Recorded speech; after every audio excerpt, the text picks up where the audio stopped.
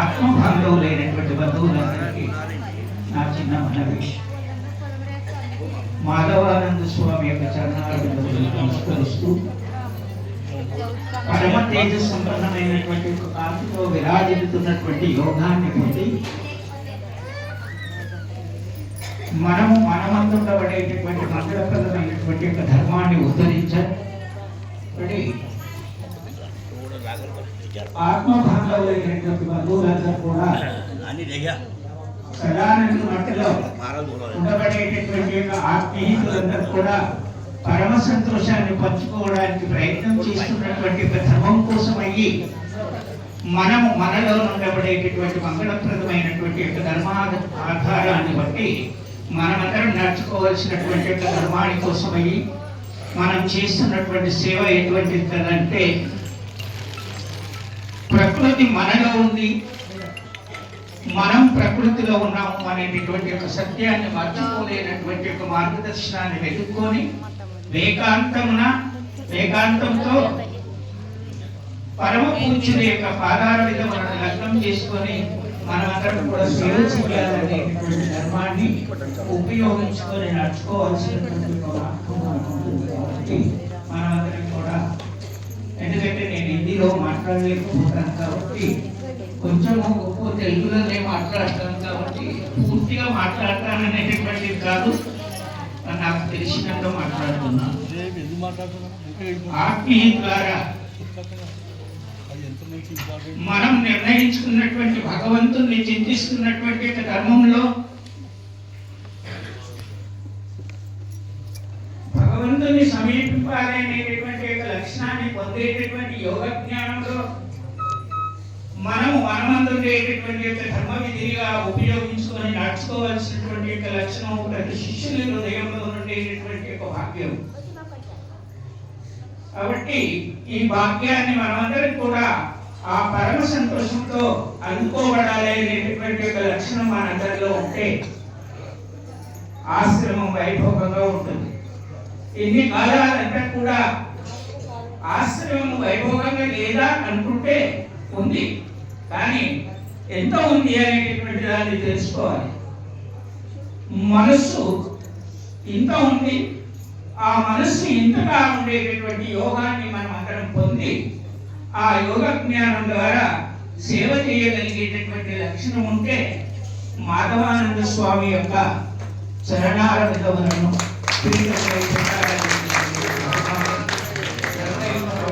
కాబట్టి ఆ నిర్ణయానికి ఎంతమంది అంగీకరింపబడుతున్నాము, అంతర్యామిలో ఎంతమంది ఇబ్బంది పడుతున్నాము అనేటటువంటి యొక్క ధర్మాన్ని ఒక్కసారి మీ అందరు చేయలేబట్టి చూపిస్తారని నేను అనుకున్నాను.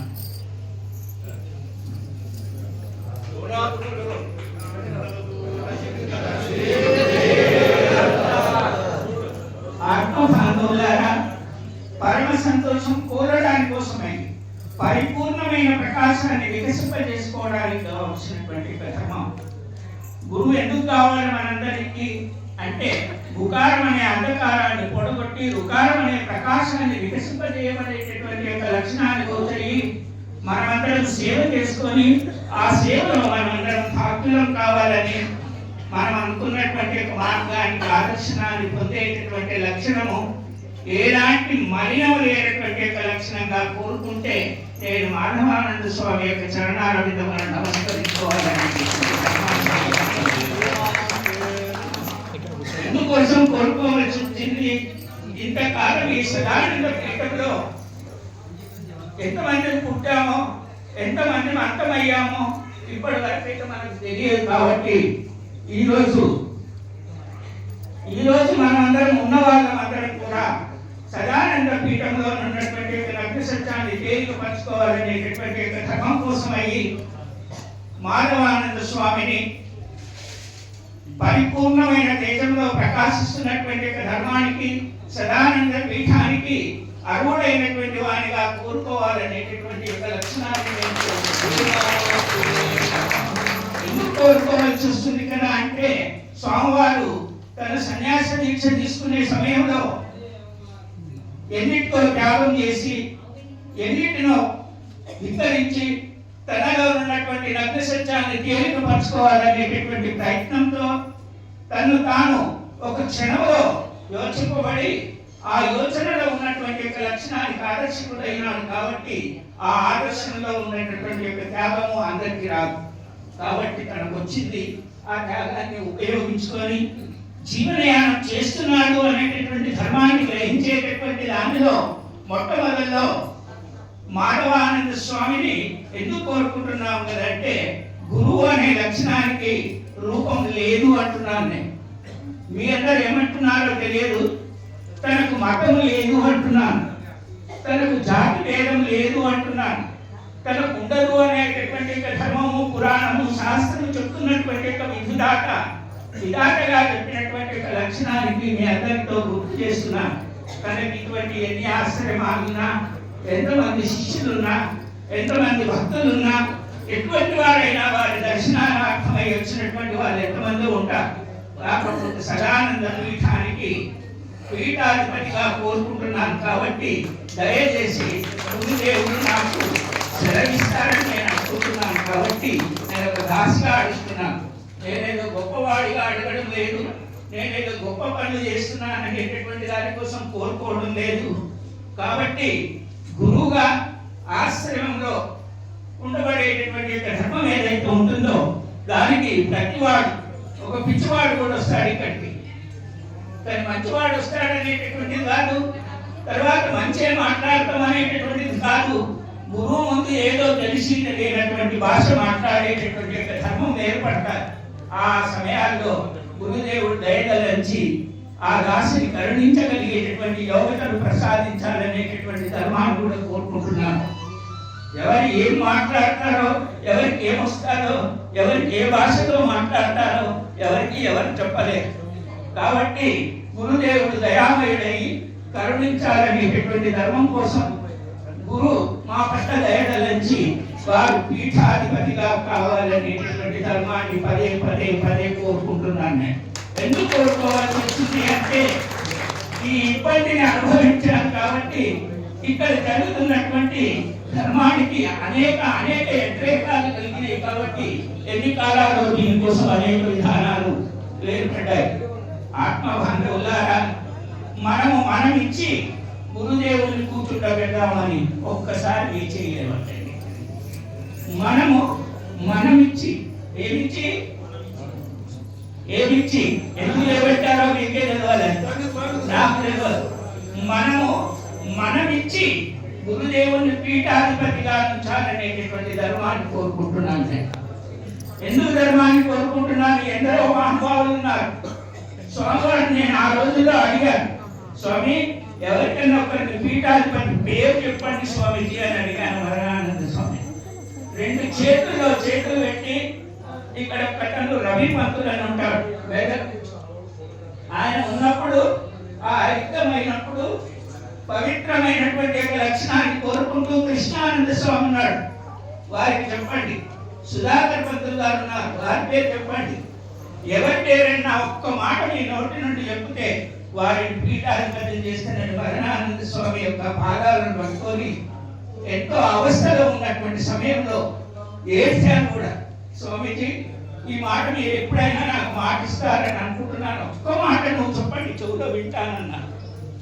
స్వామీజీ సదానందుడు ఉన్నాడా? నేను కాదు అన్నాడు. ఎందుకంటే నేనే పీఠాధిపతిని చేస్తాను అనేటటువంటి మాటలు ఎప్పుడు చెప్పకు, ఎవరితో మాట్లాడక ఈ మాట అన్నాడు. ద్వారా ఈరోజు ఆ స్వామి ఆజ్ఞకు విన్నపానికి ఈరోజు ఆజ్ఞ దొరికిందేమో అనేటటువంటి ధర్మం కోసం వరణానంద స్వామి నమస్కరిస్తూ ఈ ధర్మం కోసం ఈ త్యాగం చేయాలనేటటువంటి దానికోసం మాధవానంద స్వామిని కోరుకోవలసి లక్షణం.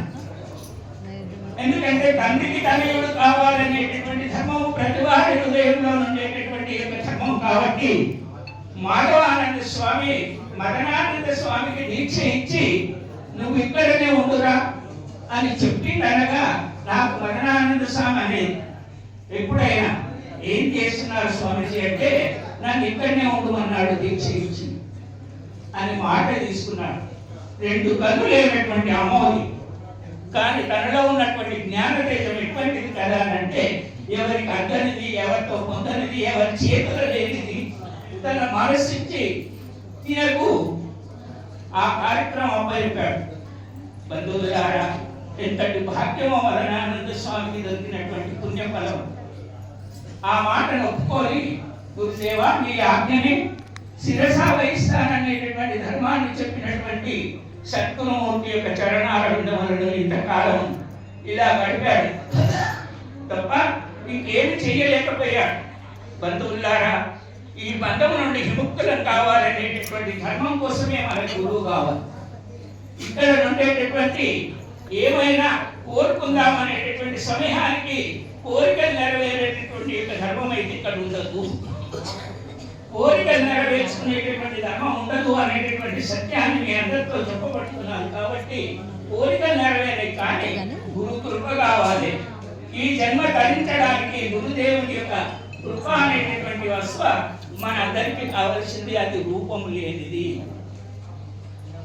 గురు కృప అనేటటువంటి దానికి రూపం ఉండదు. కాబట్టి మనమందరం కూడా ఈ గుకారాన్ని హరింపజేసుకొని రుకారం అనేటటువంటి తేజస్సంపన్నాన్ని ప్రకాశింపజేయబడేటటువంటి పరమ సంతోషాన్ని మనమందరం అందుకొని పరిపూర్ణమైన ప్రకాశాన్ని తీసుకోవాలని కోరుకుంటున్నాను. కాబట్టి మీ అందరితో లేదో ఒక్కసారి మీ అందరు కూడా మనసారా మీ లోపల తెలుసుకునే ప్రయత్నం చేస్తారని అనుకుంటున్నాను.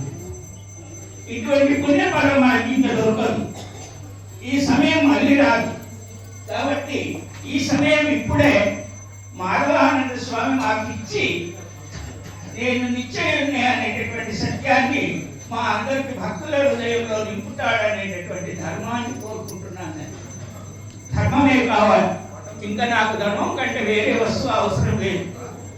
ఎందుకంటే ఆ ధర్మాన్ని ప్రసాదిత చేసి పవిత్రమైనటువంటి యొక్క లక్షణాన్ని పొంది పరమ సంతోషాన్ని కలిగజేస్తాడు ఈ వెంకట్. ఎందుకంటే ఏ రాత్రి 1 గంట 2 గంటలకు వచ్చినా కూడా అక్కడ నుండి తెక్కుంటూ వచ్చి గేటు దగ్గరకు వచ్చి వెంకటేశ్వర స్వామీజీ అంటే నా కోసం తలుపు తీసేవాడు మరణానంద స్వామి. బంధువులారా, నేను అడుగుతున్న భిక్ష గురుదేవుని ఒకటే అడుగుతున్నా. ఎన్ని ఆశ్రమాలున్నా, ఎంతమంది భక్తులున్నా, ఎన్ని ప్రదేశాలున్నా సదానంద పీఠానికి సాక్షిభూతిగా మేమందరం కోరుకుంటున్నాం. కాబట్టి ఆ సాక్షిభూతాన్ని ఇప్పుడు మా కల్లారా చూడాలని మరి నేను అనుకుంటున్నాను. కాబట్టి గురుదేవులు నేను ఎప్పటికో మాటిస్తాననేటటువంటిది కాకుండా ఈ పూటనే ఆ ప్రసాదాన్ని అందిస్తారని ఆ మాధవుడు ఇక్కడికి వచ్చిందేమో అనుకుంటున్నాను. ఎవరు? మదనానంద స్వామి గారు, ఇంకెవరో ఆ పరమేశ్వరుడు కాదు, శ్రీకృష్ణ భగవానుడు మాధవత్వాన్ని తీసుకొని మానవత్వం నుండి మాధవత్వంలో ప్రవేశించినటువంటి వ్యక్తిగా పీఠం మీద అలంకరిస్తారనేటటువంటి ధర్మాన్ని కోరుకుంటూ నా వాణికి విరామిస్తాను.